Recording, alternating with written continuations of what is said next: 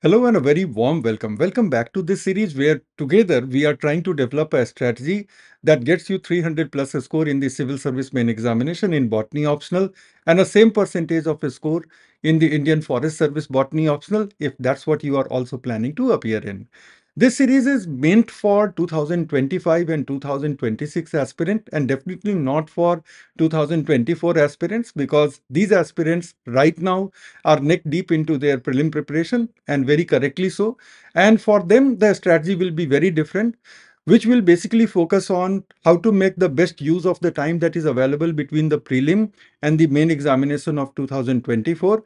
And guidance strategy video for them will be coming just after the prelim examination. But all of you who are preparing for 2025 and 2026, this is the series that you need to bring your botany preparation totally on track. Already we have covered four videos in this series, and this is the fifth and second last video, just to give you a quick structure of how we have progressed in this series. So first and foremost, we did the core strategy of botany, where we discussed what does it take to score well in the botany optional and how should you be approaching the subject. In the next two videos, we focused on the structure of the syllabus. Then the third video was about the books and resources. Fourth video, which is the previous video to this one, where we focused upon the scientific approach to study botany and how do we manage the study, the note making and revision. And finally, we come to a very vital aspect of your preparation. And that vital aspect of your preparation is how to write effective answers. So in this video, we are basically going to focus on not only how to write answers, but how to write effective answers. Effective means an answer where the examiner without any hesitation rewards you with 60% plus a score. Because this kind of a score, 60% plus kind of a score, which translates into 300 plus, is the score that will keep you in the main examination game very, very seriously. There will be very strong chance of you getting an interview call, and you have a very good chance finding a place in the final list of the civil service examination. So this is a score that you should minimally be striving for. All that it takes is a strategic planning and very disciplined execution of that planning. And this series is all about that strategic planning. Well, so in this video, we are focused on how to write outstanding answer, a standout answer that keeps you ahead of your competitors. And these are four things that we are going to focus upon. The first thing that I'm going to discuss is a structure of a standard answer. How does a standard civil service main examination answer look like? What are the components of it? And then I'm going to come with a long list of ingredients, long list of components, which will make an answer stand out from the crowd.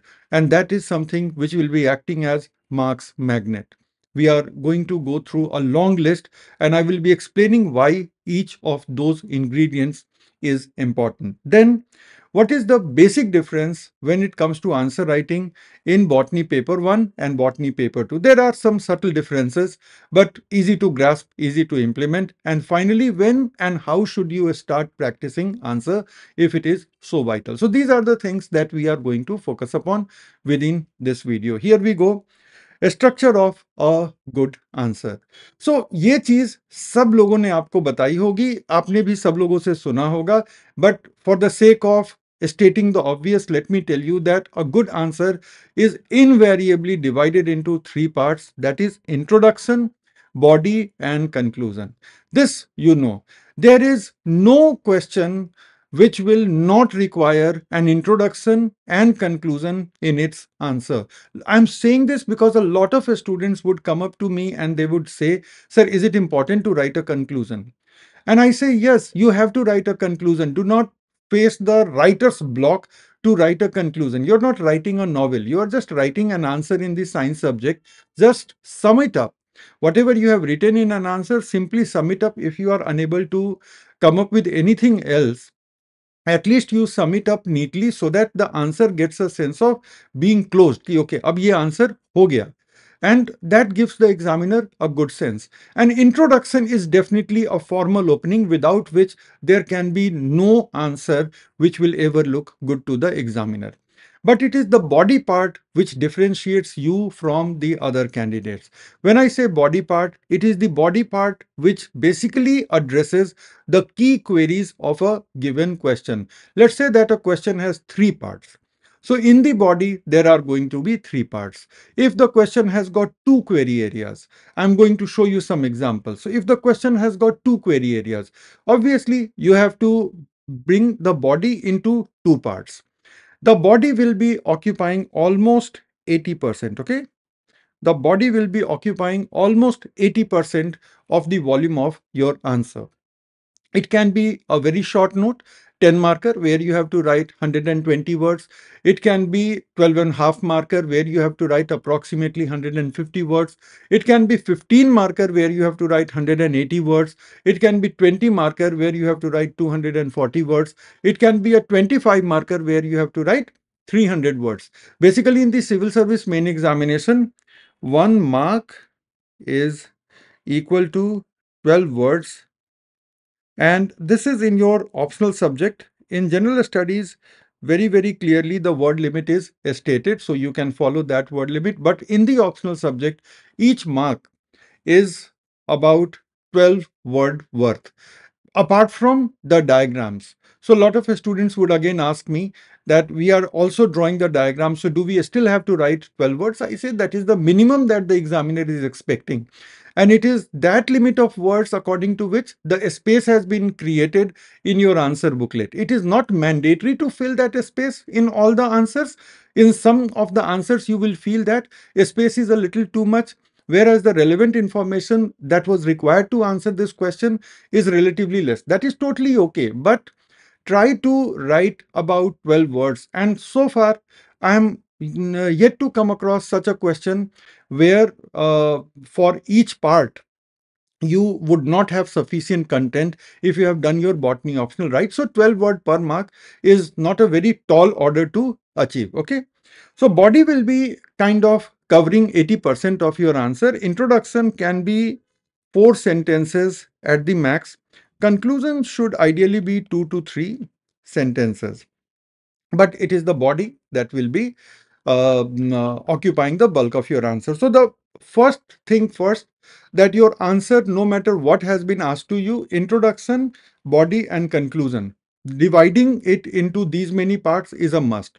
Second is, if a question has got two query areas, the body will be divided into two parts. If the question has got three query areas, the body will be divided into three parts. If the question is very direct and if it requires some kind of definition, then the introduction can very well be the definition statement, and then you can start with the body part.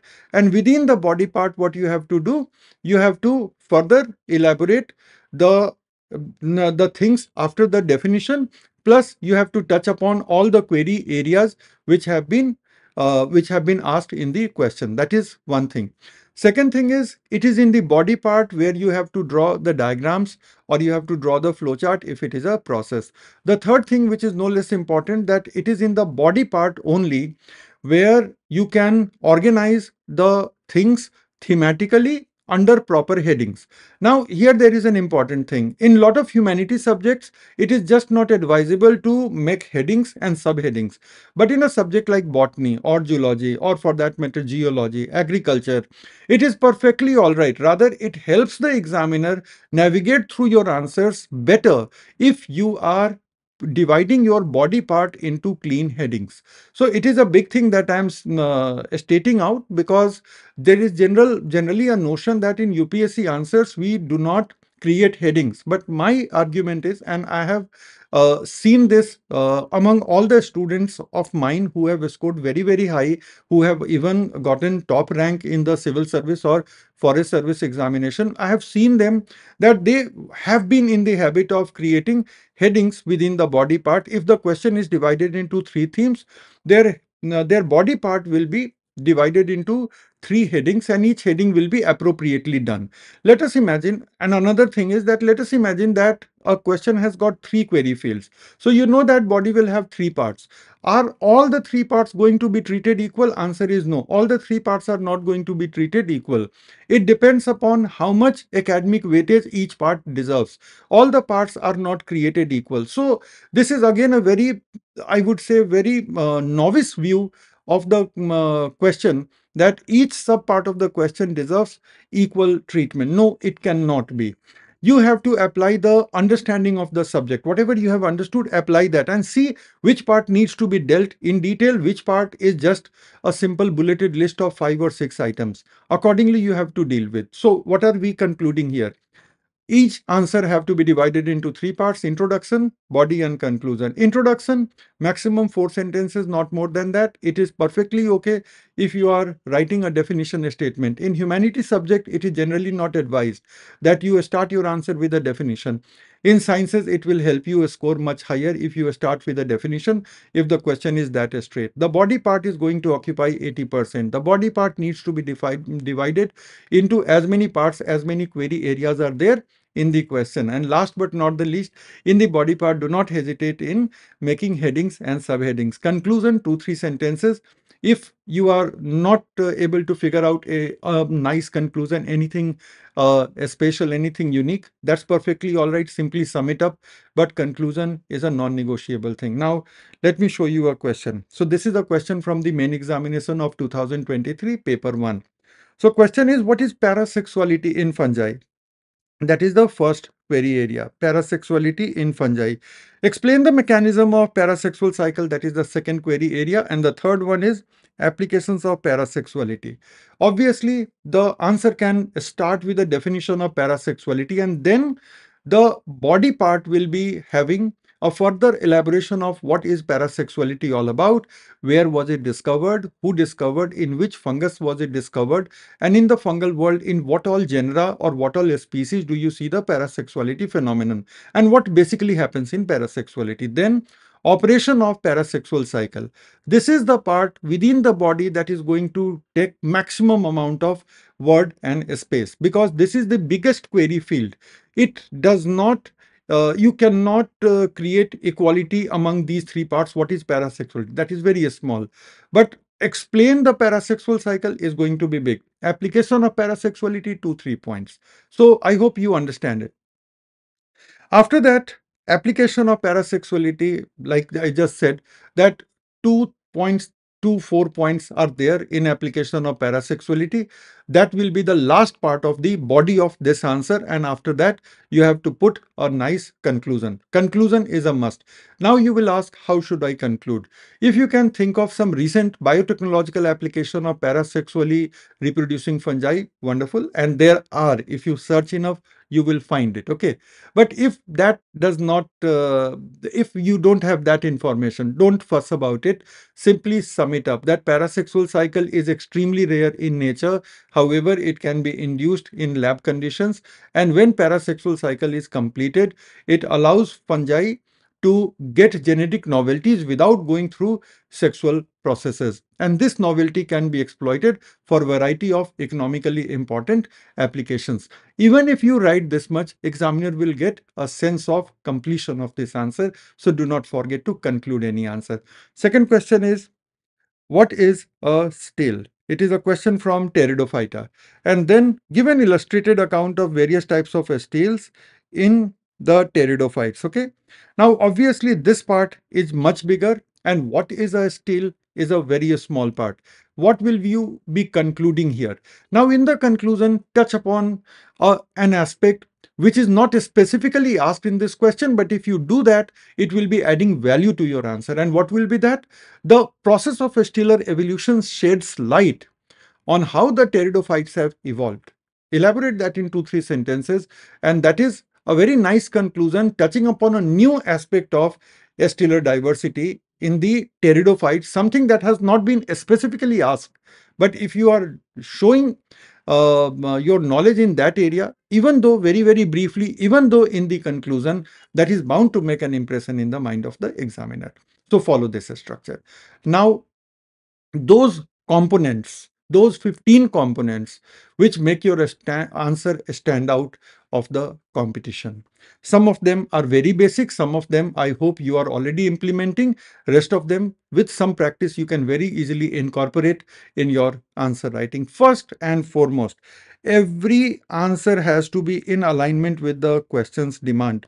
Whatever the question is demanding, your answer has to be in perfect alignment with that. If your answer is asking what is parasexuality, there is no need to build a background of what is normal sexual reproduction like. There is absolutely no need to do that. If the question is on fungal heterothallism, start with heterothallism. Do not go into what is homothallic reproduction and then coming to heterothallic reproduction. Nothing like this. They ask you something very specifically. It is a short note. Go straight to the point, write it. And every single part that has been asked, read the question at least twice before you start writing the answer. Underline each query field. Go for the operator words. For example, if we go, it is asking for explain the mechanism of parasexual cycle. It means how a parasexual cycle will be unfolding. So use these words as heading, mechanism of parasexual cycle. And then you explain parasexual cycle proceeds through the following 6 steps. Something like this. Then applications of parasexuality. Go for the points. So that ways. Okay. So always and always align the answer with the exact demands of the question. That is the very first thing. Second is you have to respect the word limit, and I have just now told you that for every single mark you have to write approximately 12 words. Nobody is counting it, but even by visual survey of your answer, it will be very apparent to the examiner if you have adhered to the word limit, you have exceeded it, or you are falling short. Examiner will get a sense. Therefore, you have to write optimally. Ideal is to write moderately sized sentences, 8 to 10 words, and try to write almost 20 sentences for 200 word, 18 sentences for 180 word, 12 sentences for 120 word answer, and that will be a good job that you would have done. There is predefined space in the main answer script. So you have to respect that space because you are not going to get any extra sheet. But the most important restriction that you will be operating under will be time restriction. You have to write 18 short notes in each paper of botany, and the total time that is available is only 180 minutes. So average is only 10 minutes.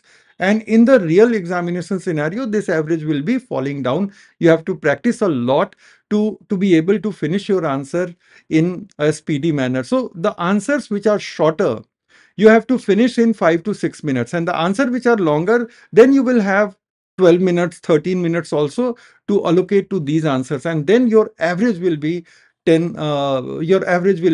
minutes per answer. So respect that, and that speed you will be developing around the time of third revision, fourth revision, when you are also writing a lot, and that is when you will be gaining a speed. Because remember, the speed of writing is not just a speed of writing, it is also the speed of recall. And the speed of recall you will be able to develop only when you have revised your material 2-3 times minimum and you have practiced it at least once. So that is what. Then you structure the body part of the question of the answer according to the demands of the question. So if the question has 3 parts, the body will have 3 parts. If the question has 4 parts, the body will have 4 parts. And if the question has 2 parts, the body will have 2 parts. So that way you have to structure. Then each query area has to be given relative weightage. The examination would not ask you that write this one in 5 sentences, write that one in 10 sentences. But based on your academic understanding, your concept of the subject, you will be assigning the relative weightage. Ki, okay, this I have to do chota sa, this I have to give a substantial amount of time and words, and this is again a small part. So that ways you have to decide which part gets how much weightage from your side. Give correct facts, high quality facts. High quality facts means facts and concepts that you have got from reading standard books, not from any random resource. So examiner has the experienced eyes to differentiate between an answer that is based on random resources and the answers which are based on good standard references. And examiner has a bias, positive bias towards those answers which are based on good standard references, because it is these answers which catch the examiner's attention the most, that okay, this is a candidate who has read from standard books. And when you are writing, okay, make sure that your answers are not shallow.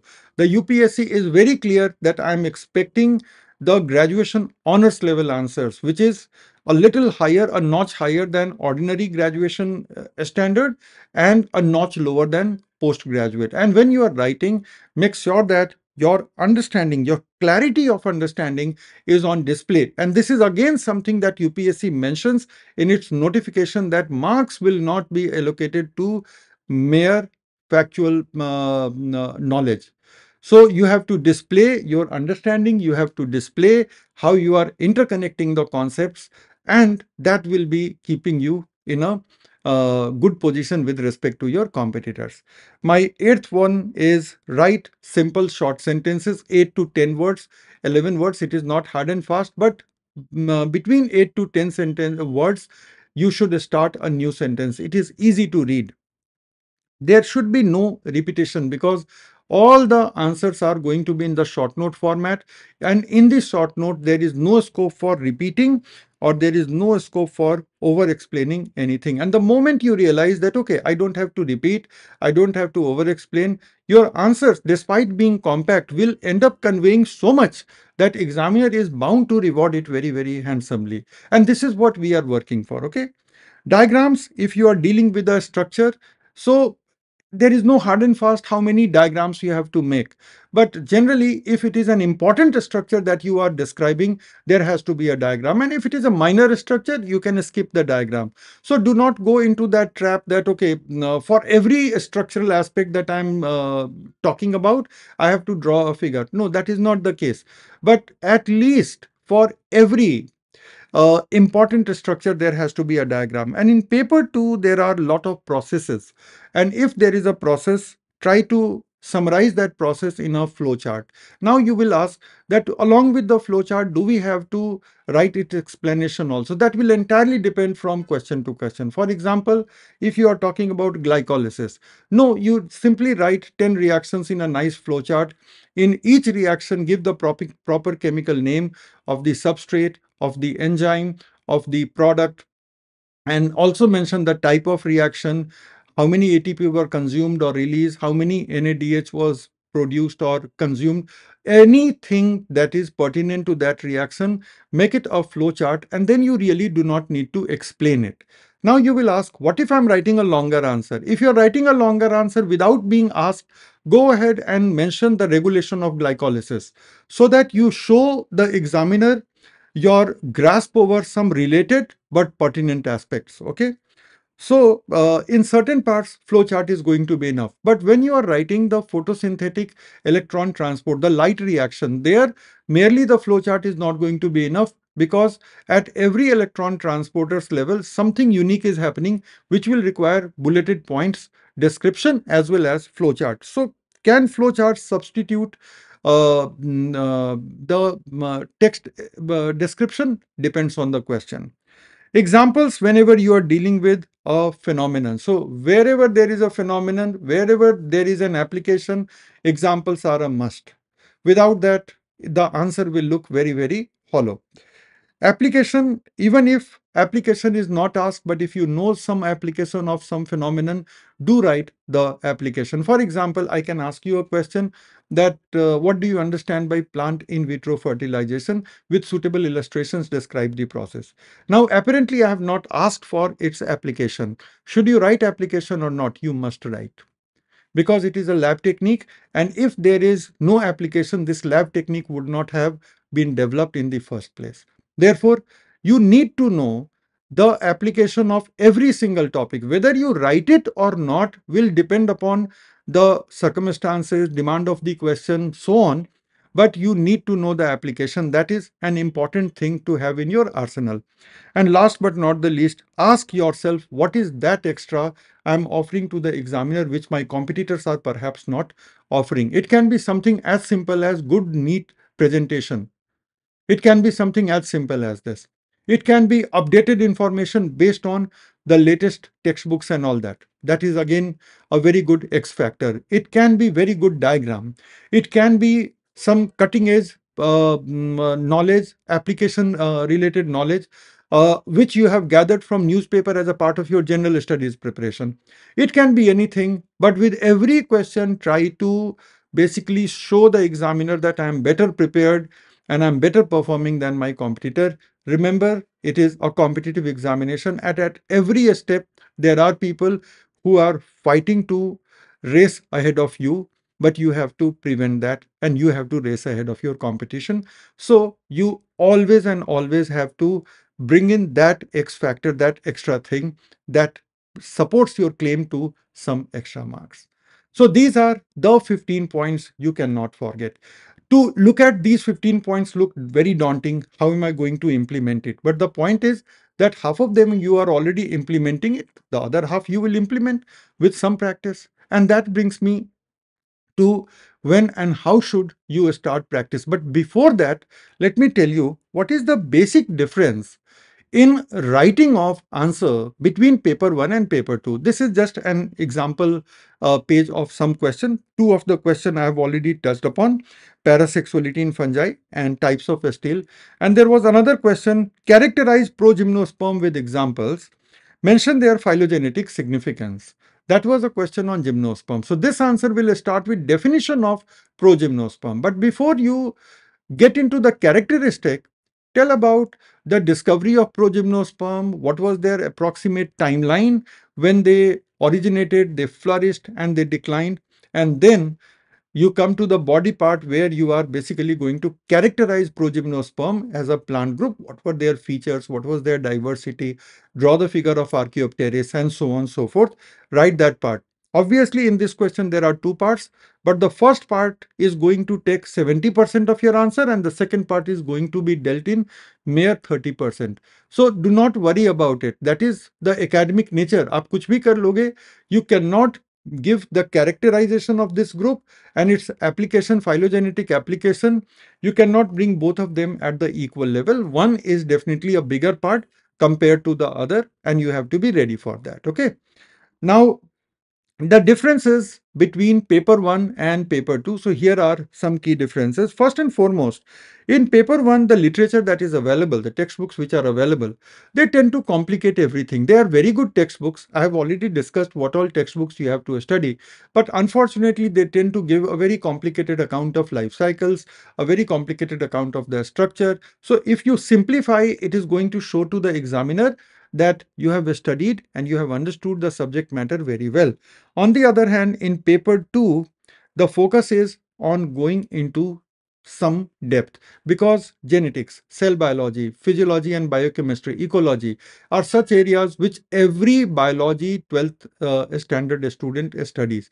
Every biology student who has passed the senior secondary school has some idea of each and every topic that is there in the syllabus. That is a good part of botany syllabus. But at the same time, if you stay at that level, you are not going to get that kind of a score. So what you have to do, you have to go a little deep into this. So again, BSc honors thing. Okay, but here you have to simplify.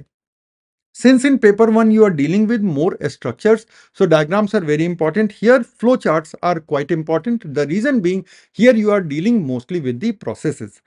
Examples play a big role because there are a lot of phenomena, there are a lot of genera, there are a lot of life cycles, there are a lot of evolutionary connections. So examples play a big role in paper 1. Here examples are not that important. So important are molecular and biochemical facts, name of the enzymes, name of the substrates, name of the products, etc. They happen to be more important. Here the questions are a little more factual. Here the balance is factual as well as conceptual, but more areas are conceptual. Entire cell bio is conceptual, entire ecology is conceptual, entire genetics is conceptual. Some memorization is needed in biochemistry. Rest of the paper 2 is largely conceptual. And because it is conceptual, most of you are going to find it easy. And this is an opportunity to dig a little deeper and make you stand apart from your competitors. Now comes the question, how to practice answer writing. I have got some practical suggestions here. First and foremost, accept that your preparation has got four parts. First is coverage, understanding the subject, getting hang of the key facts. And when you are making a coverage, make your handwritten notes. I have already spoken about it. That is so vital that without this, you will very well be underperforming, to say the least. उससे ज़्यादा मैं नहीं डराना चाहता. The third part is revision. Fourth part is writing answers as many as possible. Okay. So these are four parts. So if you ignore answer writing, you are ignoring 1/4 of your preparation, because all these four parts are equal. Okay. Second is, the moment you start your preparation, the moment you start your coverage, in a month's time, start writing answers also, because in a month's time, you would have done 2 to 3 segments. If you are dealing with a smaller segment, maybe even 4 segments. So if you have completed some segments, now you can start writing the answer. How many answers? Set a target of writing 4 answers a day. Without fail, write 4 answers, so that in 150 such sessions, you complete 600 answers. The entire botany is a game of 500 to 600 answers. If you know what are the answers you have to write, it is a game of those many answers. In 150 days, you should be finishing those answers. Follow high quality model answers to understand how should your answer be structured. Okay, so I have shared a couple of model answers already on this YouTube channel, and later on I will also be sharing more answers. But there are already videos of mine where I have shown you how to write great answers, and I have taken a couple of examples. Follow those examples. It will give you a very good understanding of what framework of answer should you be following. So follow them, and if you get an opportunity, get them evaluated. Be consistent with 4 answers every day. In 150 days, max 6 months, you will be having all the answers for all the questions that could be framed on botany in civil service. Okay. And you have to revise your answers at least 3 times, and then magic will start happening in the main examination. So these are the things that you needed to know about how to write answers. And do not forget to watch a couple of videos of mine, which I have already done earlier, last year, last to last years, with proper example on how to write winning answers. Go through those videos also. They will also give you great insight with some examples, and then start writing your answers. So that brings me to an end of this video. This is what I intended to share with you, and I hope you found this conversation meaningful, insightful, and I hope it inspires you to start writing answers. Now we are already in this second last video, and the next video in this series is going to be the last one. And the last one is basically about tying everything together and getting finally ready to appear in the examination. Basically, what should be your strategy between prelim of 2025 and the main examination of 2025? That's what I have to discuss, which I'll be discussing in next and final video of this series. And thank you so much for being with this series up until now. Do look out for the next video also, which will be there by the end of this week, and use all this insight into making a very winning botany preparation for yourself. Goodbye and good luck to all of you.